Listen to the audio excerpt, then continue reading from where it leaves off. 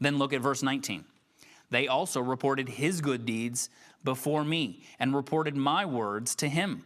Tobiah sent letters to frighten me.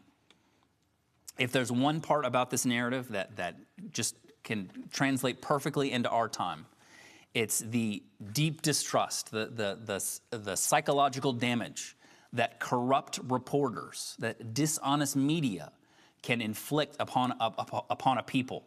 These propagandists, they're telling Nehemiah first, but then presumably anyone else who would listen, that their greatest foe was actually a wonderful guy, that he's done all these wonderful things, and we really should be celebrating him. Think about Nehemiah's frame of reference. He's sacrificed, he's traveled hundreds of miles on foot to come back and deal with these recalcitrant people, to protect them in the strongest way he can. And all of a sudden, people are singing the praises of his worst enemy.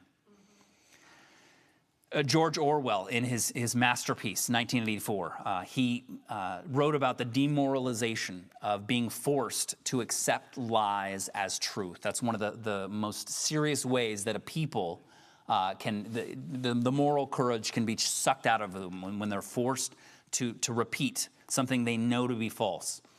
In the same way, in the reign of the USSR, during their horrible tyranny over Russia, many decades of that, their state newspaper, you might not know this, their state newspaper was named Pravda. Pravda means truth in Russian. And the joke, the irony, was that everyone knew that what you read in Pravda wasn't the truth. That was secondary. The truth wasn't what they were really trying to convey.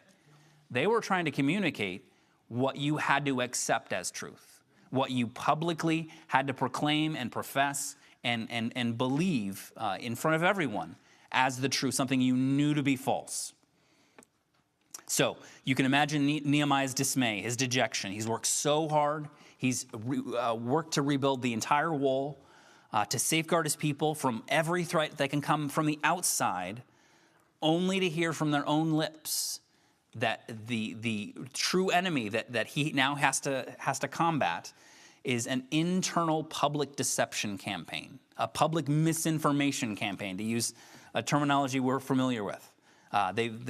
Many of the most powerful men in Israel have fallen under the spell of this lecherous snake, Tobiah.